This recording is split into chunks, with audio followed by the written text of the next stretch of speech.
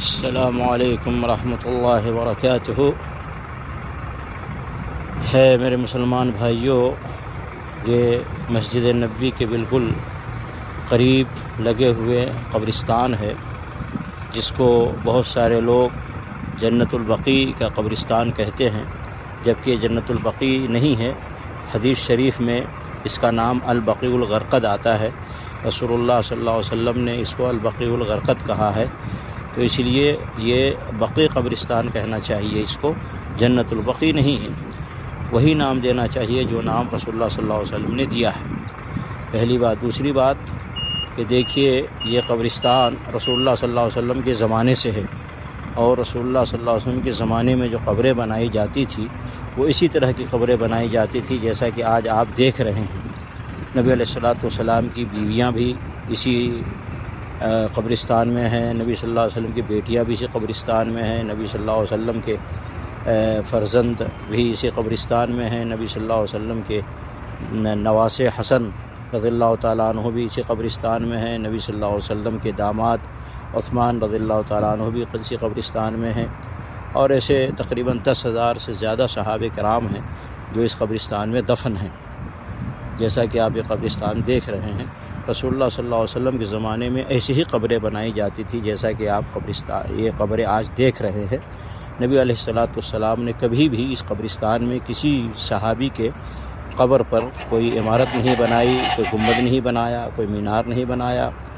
اور قبر کو پختہ نہیں بنایا، اور نہ ہی نبی صلی اللہ علیہ وسلم نے اس کے اوپر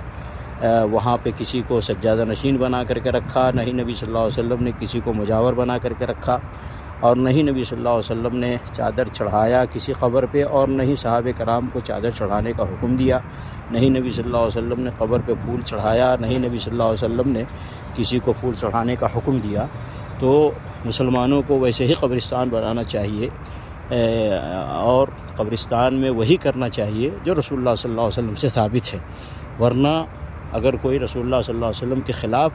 کوئی کام کرے گا کسی جگہ پر بھی، اور بالخصوص قبرستان میں، تو وہ گنہگار ہوگا، کیونکہ رسول اللہ صلی اللہ علیہ وسلم نے فرمایا ہے من عمل عملا لیس علیہ امرنا فہو رد۔ مسلم شریف میں یہ روایت ہے،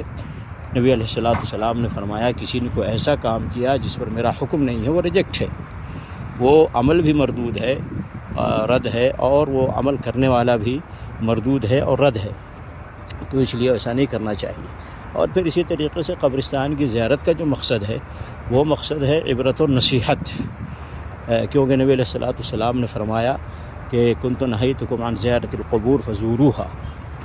پہلے میں نے قبرستان کی زیارت سے منع کیا تھا، لیکن اب قبرستان کی زیارت کرو۔ اس کا دو مقصد اس کے فرمایا نبی صلی اللہ علیہ وسلم نے فإنها تذکرکم الموت، اور ایک روایت میں ہے فإنها تذکرکم الآخرہ۔ تو قبرستان کی زیارت کا ایک مقصد یہ ہے کہ اپنی موت یاد آئے اور اپنی آخرت یاد آئے، کیونکہ قبرستان میں سب کو دفن کیا جاتا ہے، چاہے وہ صدر ہو، چاہے وزیر اعظم ہو، چاہے بادشاہ ہو، چاہے وزیر ہو، چاہے تاجر ہو، چاہے چودھری ہو، چاہے پیسے والے ہوں، دولت مند ہوں، اور چاہے غریب ہوں، فقیر ہوں، محتاج ہوں، نوکر ہوں، کوئی بھی ہو، قبرستان میں سب کو دفن کیا جاتا ہے۔ تو بہت بڑی عبرت و نصیحت کی جگہ ہے، اور قبریں بھی سب کی ایک ہی طرح بنائی جاتی ہے۔ اسلام میں جو حکم ہے قبر بنانے کا، وہ سب کی ایک ہی طرح کی بنائی جاتی ہے، جیسا کہ اس قبرستان میں آپ دیکھ رہے ہیں۔ تو یہ بہت بڑی عبرت و نصیحت کی جگہ ہے۔ تو ایک مقصد ہے قبرستان کی زیارت کا، قبر کے اپنے لیے عبرت و نصیحت اور اپنی موت کو یاد کرنا، اور دوسرا مقصد ہے قبرستان کی زیارت کا، قبرستان میں آ کر جو بھی یہاں دفن ہے ان کے لیے دعائے مغفرت اور رحمت، جیسا کہ نبی علیہ السلام سے ثابت ہے کہ جب بھی اسی قبرستان میں آپ تشریف لاتے تو دعا کرتے السلام علیکم یا اہل القبور یغفر اللہ لنا ولکم انتم سلفنا ونحن بالاثر، اور کسی روایت میں آتا ہے یہ دعا ہے السلام علیکم یا اہل الدیار من المؤمنین والمسلمین وإنا إن شاء اللہ بکم لاحقون اسأل اللہ لنا ولکم العافیہ۔ تو قبرستان کا مقصد ہے ان کے لیے دعائے مغفرت اور رحمت کرنا، ان سے مانگنا نہیں، کسی بھی قبرستان میں جا کر ان سے نہیں مانگنا، بلکہ ان کے لیے مانگنا، آج درگاہوں اور مزاروں میں یہ ہو رہا ہے، جو لوگ جاتے ہیں دربار پہ وہ ان سے مانگنے جاتے ہیں، اسی لیے لوگوں نے الگ الگ درباروں کے الگ الگ نام رکھے ہیں، الگ الگ درگاہوں کے الگ الگ نام رکھے ہیں۔ کسی کو کہا غریب نواز کا دربار ہے، کسی کو کہا بندہ نواز کا دربار ہے، کسی کو کہا داتا کا دربار ہے، کسی کو کہا غوث اعظم کا دربار ہے۔ الگ الگ درباروں کے الگ الگ نام رکھے ہیں۔ مقصد کیا ہے کہ لوگ وہاں آئیں اور ان دربار میں جو دفن ہے ان سے مانگیں، اور یہ اسلام میں جائز نہیں ہے۔ اللہ نے نبی علیہ السلام سے فرمایا، سورہ جن میں یہ آیت ہے، اللہ نے نبی صلی اللہ علیہ وسلم کو حکم دیا، آپ کہہ دیجیے قل انما ادعو ربی ولا اشرک بہ احدا، آپ کہہ دیجیے اللہ کے نبی صلی اللہ علیہ وسلم لوگوں سے کہ بے شک میں اپنے رب کو پکارتا ہوں اور اس کے ساتھ کسی کو شریک نہیں کرتا۔ تو پکارنا ہے، کوئی خیر مانگنا ہے دنیا اور آخرت کی تو اللہ ہی سے، اور کوئی شر اور تکلیف اور پریشانی دور کروانا ہے تو وہ بھی اللہ رب العالمین ہی سے التجا اور فریاد کرنی ہے، قبر والوں سے نہیں۔ قبر والوں کے لیے ہم دعائیں کریں گے، قبر والوں سے ہم نہیں مانگیں گے۔ یہ نبی علیہ السلام نے سکھایا، تعلیم دیا ہے۔ دعا ہے کہ اللہ تعالیٰ مسلمانوں کو قبرستان میں آ کر جو قبرستان میں کرنے کا کام ہے وہ کام کرنے کی اللہ تعالیٰ توفیق عطا فرمائے، اور نبی علیہ السلام کے سنت کے خلاف